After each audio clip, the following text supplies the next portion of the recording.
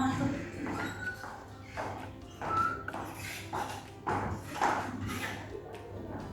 Mana duduk Budi? Gimana posisinya di bagian dulu? Alhamdulillah. Budi, sebelum kita mulai sesi konseling kita hari ini, alangkah baiknya kita mulai dulu dengan berdoa agar apa yang kita lakukan ini berdampak keberkahan dan kemuliaan. Ya. Berdoa dimulai.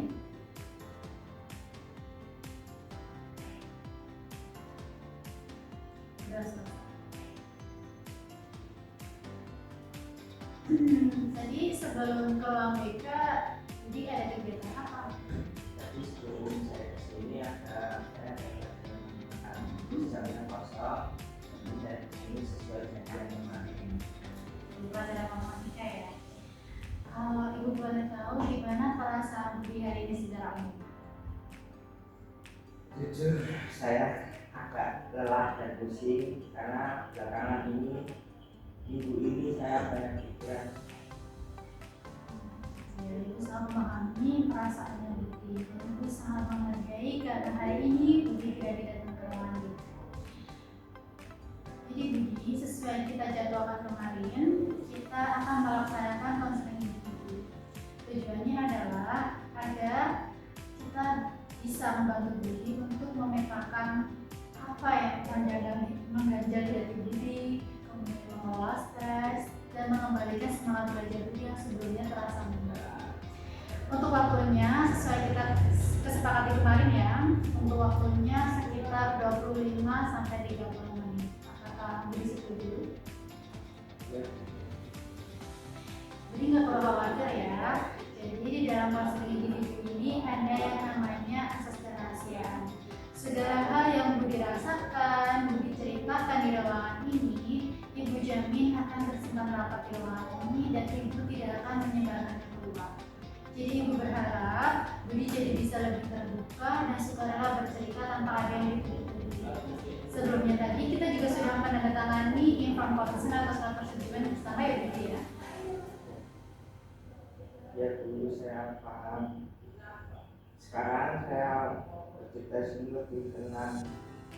Bagus sekali. Nah, tadi yang sudah Ibu jelaskan, Ibu ingin tahu seberapa jauh Budi memahami apa tujuan konseling kita hari ini. Intinya untuk membantu saya mencari jalan keluar atas masalah dan yang telah saya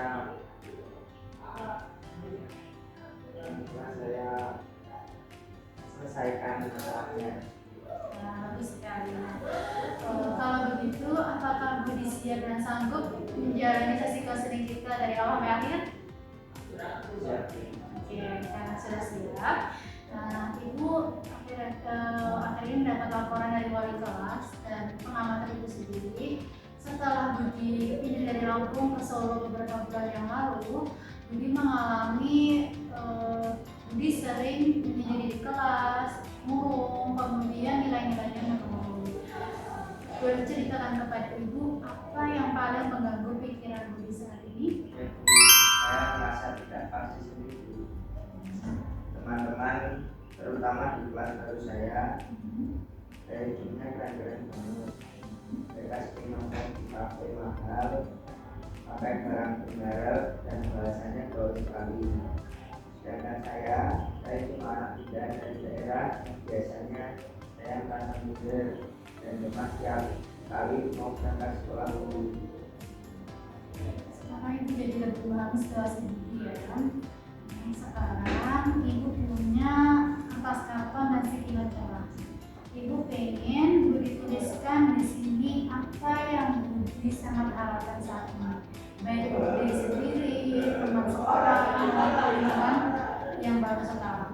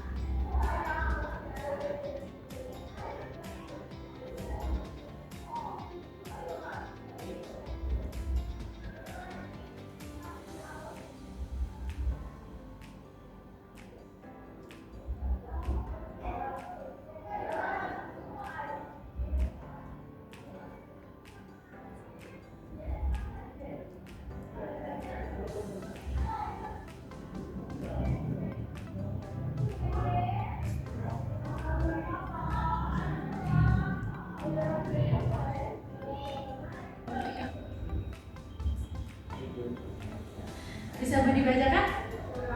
Saya bacakan. Iya. Apa yang Budi tulis di situ? Yang saya inginkan ya, saya dengan beberapa yang lain bisa membaur tanpa harus merasa juga dengan fokus belajar lagi dan apa saya lagi pas saya berada di kampung. Saya pengen orang-orang saya menerima saya tanpa harus memaksakan sedikit dari mereka. Berarti yang sesuai dituliskan sebenarnya yang Budi inginkan itu ingin bisa diterima, berbaur dengan teman, bisa belajar dengan tenang dan fokus tanpa ada tuntutan kayak gitu ya. Oke, mari kita sekarang lihat realitanya ya Budi ya. Sekarang Ibu punya sticky note yang berbeda. Ibu ingin Budi tuliskan apa perilaku atau tindakan yang nyata-nyatanya Budi lakukan saat ini selama menghadapi tekanan di kelas.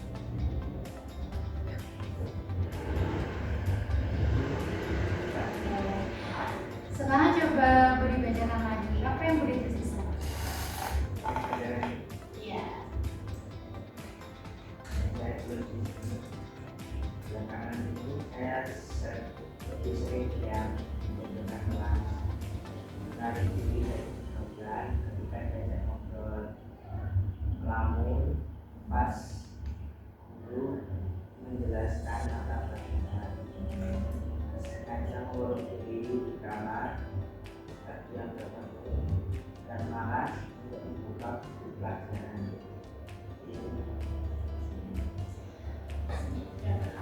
Oke, sekarang ibu ini diperhatikan baik-baik ke tas kartonnya. Kita perhatikan ya, di sebelah kiri ini apa yang Budi tuliskan tadi adalah keinginan Budi. Budi ingin berbaur, diterima, kemudian bisa fokus belajar dengan tenang ya. Kemudian di sebelah kanan ini apa yang Budi nyata-nyata lakukan akhir-akhir ini, yaitu menarik diri, melamun, kemudian malas belajar. Nah, sekarang setelah kita perhatikan, menurut Budi ada tidak jarak atau kesenjangan di antara keduanya yang diinginkan dan realita yang Budi lakukan? Sekarang ibu ingin mengajak Budi mengevaluasi diri secara objektif ya. Oke, berdasarkan apa yang Budi tuliskan tadi ya, menurut Budi, apakah tindakan Budi akhir-akhir ini seperti menarik diri, melamun, mengurung diri itu efektif untuk menyelesaikan permasalahan Budi dan membantu Budi mencapai keinginan Budi tadi yang seperti berbaur dan berprestasi?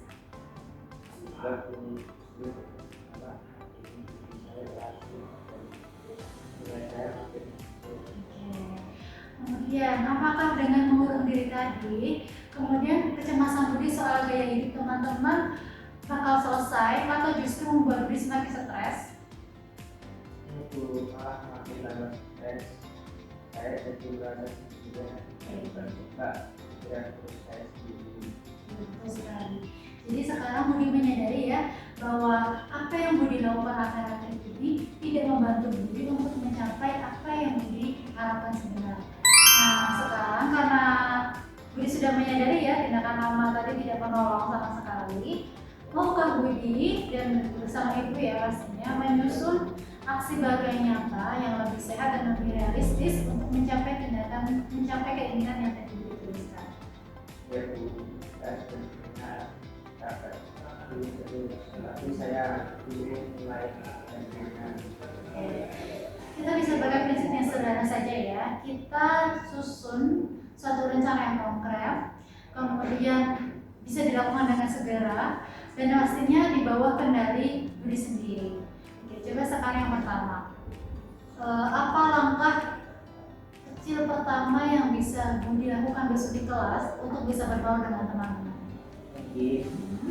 Kalau pagi hari pas saya masuk kelas, saya mau mencoba menyapa teman-teman duduk di sebelah saya, senyum dan bilang selamat pagi. Bagus sekali ya, itu rencana yang konkret dan sederhana ya, bisa dilakukan dengan segera. Lalu untuk mengatasi kecemasan soal perbedaan gaya hidup dengan teman, apa hal positif yang bisa ditanamkan dalam pikiran Budi? Saya mau mencoba fokus ke diri saya sendiri dan menerima kalau kondisi ekonomi saya begini. Gaya hidup saya memang beda dan itu tidak apa-apa. Saya ke Solo itu untuk belajar dan bukan untuk Keren sekali hubungan kabarnya. Nah, untuk mengatasi motivasi belajar Budi yang tadi sempat menurun, apa kira-kira rencana Budi untuk bisa membangun semangat belajar kembali? Saya akan bikin jadwal belajar lagi di rumah cukup 30 menit sehari tanpa megang HP untuk konsentrasi saya. Oke. Wah, bagus ya. Kita sudah punya aksi-aksi kecil tadi. Nah, coba sekarang Budi tuliskan di selembar kertas ini ya sebagai pengingat dan komit nyata buat Budi.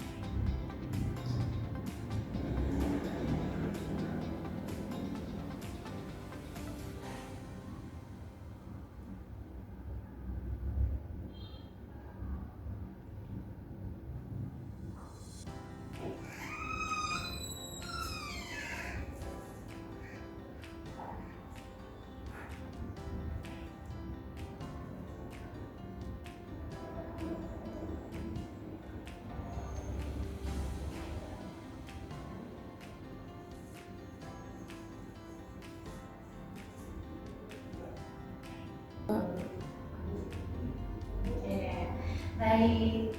Apakah Nanda siap berkomitmen untuk menjalankan ini mulai besok? Ya Bu, saya berkomitmen penuh untuk mencoba langkah-langkah hari ini. Oke, Budi, kita sudah berada di ujung sesi konseling kita pada siang hari ini. Nah, Ibu ingin mengucapkan banyak terima kasih kepada Budi ya, karena Budi sudah mau terbuka, kemudian bersedia dan meluangkan waktu untuk mencari solusi dari permasalahan ini. Budi, selamat. Saya yang berterima kasih banyak Bu Aisyah, rasanya lega banget. Oke, sama-sama ya, Ibu juga senang dengarnya. Gimana perasaan Budi setelah melewati sesi konseling dari awal sampai rencana tadi? Jujur, rasanya itu lebih lega. Kecemasan saya berkurang karena sekarang saya tahu apa yang saya lakukan. Saya rasa punya harapan lagi lebih kuat memperbaiki keadaan lagi di sekolah. Oke, Ibu lega mendengarnya ya. Oke, untuk bisa mengetahui perkembangan dari rencana aksi yang kita susun tadi, bagaimana kalau kita menjadwalkan lagi pertemuan konseling selanjutnya di minggu depan di jam dan hari yang sama? Apakah Budi bersedia? Ya Bu, saya bersedia sekali untuk kontrol di depan. Oke, berarti kita sepakati ya. Oke, untuk mengakhiri sesi konseling kita siang hari ini, kita ucapkan syukur bersama-sama dan berdoa ya. Alhamdulillah.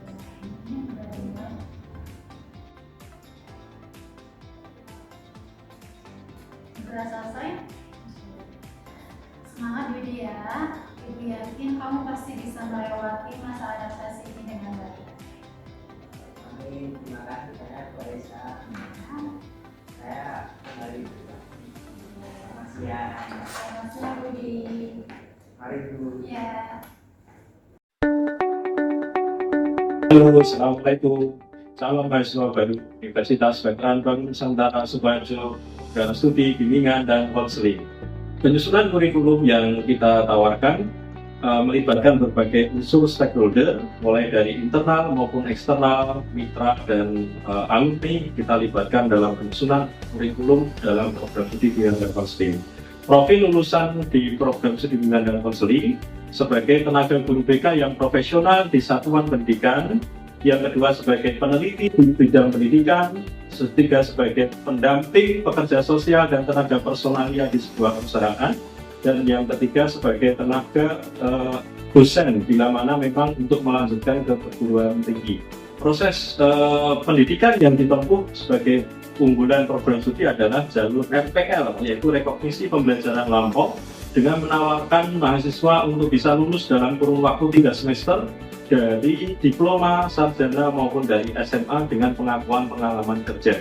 Dosen kami memiliki 8 dosen yang berkualifikasi bimbingan dan konseling, di antaranya 2 dosen yang memiliki kualifikasi doktor dan 6 dosen yang memiliki kualifikasi magister, ditambah 2 dosen yang memiliki kualifikasi profesi, yaitu PPK profesi konselor. Demikian deskripsi singkat dari program studi bimbingan dan konseling. Selamat bergabung kepada calon mahasiswa baru program studi bimbingan dan konseling. Selamat berkarya dan kita siap untuk melayani mahasiswa untuk bisa lulus tepat waktu. Terima kasih. Wassalamualaikum warahmatullahi wabarakatuh. Halo semuanya, perkenalkan saya Vika Trisa Putri, mahasiswa S1 Bimbingan dan Konseling Universitas Veteran Bank Nusantara. Di sini saya akan menceritakan pengalaman yang menarik dan berharga bagi saya selama berkuliah di BK Universitas Bantara Sukoharjo. Salah satunya dengan berkuliah di BK Universitas Bantara, kita bisa mengembangkan skill kita, minat dan bakat dan juga karir kita. Dan di BK Universitas Bantara ini membuka luas pengalaman untuk mahasiswa yang ingin menceritakan dan juga mengembangkan skillnya di bidang UKM, juga HMP, ada organisasi ataupun kegiatan yang ilmiah seperti PK Ormawa, PKM, dan juga kegiatan yang sangat bagus lainnya. Oleh karena itu, teman-teman, yuk gabung ke BK Universitas Bantara Sukoharjo karena di sini bukan hanya belajar tapi mengembangkan skill karena nantinya akan terjun di dunia industri, perusahaan maupun pendidikan. BK Universitas Bantara sangat bagus dan menarik untuk kalangan era dunia abad 21.